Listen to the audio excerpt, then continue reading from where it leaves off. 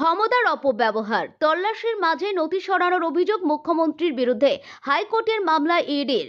IPS এর কর্ণধার প্রতীক জৈনের বাড়িতে তল্লাশির মধ্যেই মুখ্যমন্ত্রী মমতা বন্দ্যোপাধ্যায়ের উপস্থিতি ঘিরে এবার কলকাতা হাইকোর্টের দ্বারস্থ হল এনফোর্সমেন্ট ডিরেক্টর। কেন্দ্রীয় সংস্থার অভিযোগ যে সাংবিধানিক পদের অপব্যবহার করে তল্লাশির সময় গুরুত্বপূর্ণ নথি এবং ডিজিটাল তথ্য প্রমাণ সরিয়ে নেওয়া হয়েছে। এই অভিযোগের ভিত্তিতে মামলা দায়ের করতে গিয়ে হাইকোর্টের বিচারপতি শুভ্রা ঘোষের দৃষ্টি আকর্ষণ করে ইডি। আদালত সেই আবেদন গ্রহণ করেছে। জানা গেছে যে আগামী শুক্রবার এই মামলার শুনানি হতে পারে। ঘটনার সূত্রপাত এদিন সকালে দিল্লির একটি আর্থিক প্রতারণা মামলার সূত্র ধরে আইপিএস এর কর্ণধার প্রতীক জৈনের অফিস এবং লাউডন স্ট্রিটের বাড়িতে হানা দেয় ইডি। তল্লাশি শুরু হওয়ার কিছুক্ষণের মধ্যেই সেখানে পৌঁছে যান কলকাতার পুলিশ কমিশনার মনোজ ভার্মা। আর ঠিক তারপরেই ঘটে এক নজিরবিহীন ঘটনা। ইডি আধিকারিকরা যখন প্রতীক জৈনের বাড়ির ভেতরে নথিপত্র খতিয়ে দেখছেন, ঠিক সেই সময় আচমকাই সেখানে মুখ্যমন্ত্রী মমতা বন্দ্যোপাধ্যায় হাজির হন।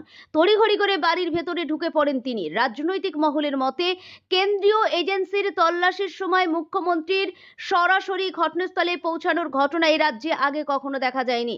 প্রায় 15 মিনিট ধরে প্রতীক জৈনের বাড়িতে ছিলেন মুখ্যমন্ত্রী। ঢোকার সময় তার হাতে কিছুই ছিল না, কিন্তু বেরোনোর সময় তার হাতে দেখা যায় একটি সবুজ ফাইল। বাড়ি থেকে বেরোনোর পর মুখ্যমন্ত্রী স্পষ্টই ক্ষুব্ধ ছিলেন। সাংবাদিকদের মুখোমুখি হয়ে তিনি অভিযোগ করেন যে ইডি আসলে তার দলের গুরুত্বপূর্ণ তথ্য হাতিয়ে নিতে চাইছিল। মমতার দাবি যে প্রতীক জৈন দলের আইটি এবং পরিকল্পনার সঙ্গে যুক্ত।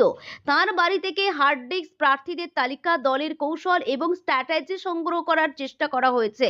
কেন্দ্রীয় সংস্থার এই অভিযানের পেছনে বিজেপির রাজনৈতিক উদ্দেশ্য রয়েছে বলেও দাবি করেন তিনি। তবে মুখ্যমন্ত্রীর এই অভিযোগের পাল্টা ব্যাখ্যা দেয় ইডি। কেন্দ্রীয় সংস্থার বিভিন্ন সূত্র মারফত জানানো হয় যে সম্পূর্ণ তথ্য প্রমাণের ভিত্তিতেই এই তল্লাশি অভিযান চালানো হচ্ছিল। ইডির দাবি যে এটি বেআইনি কয়লা পাচার সংক্রান্ত একটি মামলার তদন্ত। সেই মামলায় পশ্চিমবঙ্গে 6টি এবং দিল্লির 4টি জায়গা মিলিয়ে মোট 10টি স্থানে তল্লাশি চলছিল।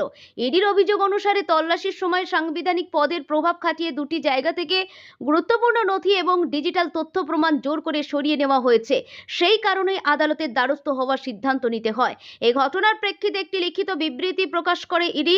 সেখানে বলা হয়েছে যে আর্থিক তছরূপ প্রতিরোধ আইনের অধীনে বেআইনি কয়লা পাচার মামলায় এই তল্লাশি চলছিল। বিবৃতিতে ইডি দাবি করেছেন যে অনুপ মাঝি নামের এক ব্যক্তি এই কয়লা পাচার চক্র চালাতেন এবং পশ্চিমবঙ্গের বিভিন্ন এলাকা থেকে কয়লা চুরি করে বেআইনিভাবে সেগুলি বাইরে পাঠানো হতো।